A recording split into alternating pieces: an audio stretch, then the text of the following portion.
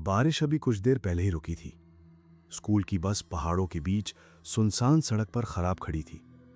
रात के लगभग 11:30 बज चुके थे और आसपास दूर दूर तक कोई आबादी नहीं थी। बच्चों में घबराहट बढ़ने लगी।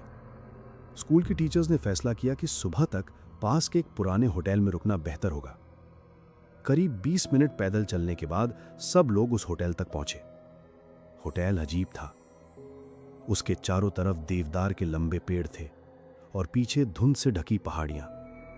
ऐसा लग रहा था जैसे वो होटल दुनिया से कटा हुआ हो।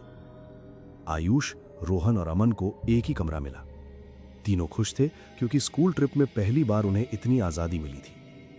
कमरे की खिड़की से दूर जंगल के बीच हल्की चांदनी में एक झील दिखाई दे रही थी। रोहन बोला, भाई सोच अगर वहां जाके फोटो ले आए ना, पूरी स्कूल में नाम हो जाएगा।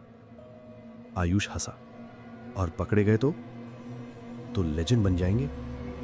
तीनों ने तय किया कि रात में चुपके से बाहर जाएंगे। करीब 1:30 बजे होटल का गार्ड कुर्सी पर सो गया। तीनों धीरे से होटल से निकल गए। शुरुआत में झील पास लग रही थी, लेकिन जैसे जैसे वो जंगल के अंदर जाते गए, रास्ता लंबा होता गया। हवा में अजीब सी सीलन की। पेड़ों के बीच से कभी कभी ऐसी आवाज आती जैसे कोई धीरे धीरे फुसफुसा रहा हो। आयुष ने फोन निकाला। No signal. उसी वक्त दूर कहीं धातु के घिसने जैसी आवाज सुनाई दी। क्री। तीनों रुक गए। सुना तुमने? अमन धीरे से बोला। आवाज फिर आई, इस बार थोड़ा पास। रोहन अचानक उस आवाज की तरफ बढ़ने लगा। अबे रुक, आयुष चिल्लाया। लेकिन रोहन जैसे किसी ट्रांस में चल रहा था। कुछ देर बाद वो अंधेरे में गायब हो गया। अब जंगल में सिर्फ आयुष और अमन थे। दोनों डर चुके थे। उन्होंने रोहन को आवाज लगाई, कोई जवाब नहीं। लेकिन तभी पेड़ों के पीछे से मिट्टी खोदने की आवाज आने लगी। ठक ठक ठक। दोनों धीरे धीरे आगे बढ़े और फिर उन्होंने जो देखा उससे उनकी सांसें रुक गईं। रोहन मिट्टी खोद रहा था, नंगे हाथों से। उसकी उंगलियों से खून बह रहा था, लेकिन उसे दर्द महसूस ही नहीं हो रहा था। आयुष उसके पास गया। रोहन, क्या कर रहा है?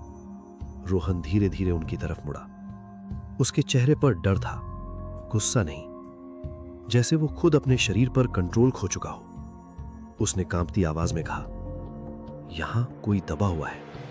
अचानक जमीन के नीचे से किसी औरत के गाने की धीमी आवाज आने लगी, पुरानी, टूटी हुई, दर्द से भरी। अमन घबराकर पीछे हट गया। तभी मिट्टी के अंदर से एक पुरानी चांदी की पायल बाहर दिखाई दी और उसी पल जंगल की हवा पूरी तरह शांत हो गई, एकदम शांत। इतनी शांत कि तीनों को अपनी सांसें सुनाई देने लगी। फिर रोहन जोर से चीखा। उसकी आंखें बंद थीं, लेकिन वो लगातार एक ही बात बोल रहा था, वो हमें देख रही है, वो झील के पास खड़ी है। दूर धुंध के बीच सच में किसी औरत जैसी आकृति दिखाई दी। सफेद नहीं, बल्कि पूरी तरह गीली, जैसे अभी अभी पानी से बाहर निकली हो।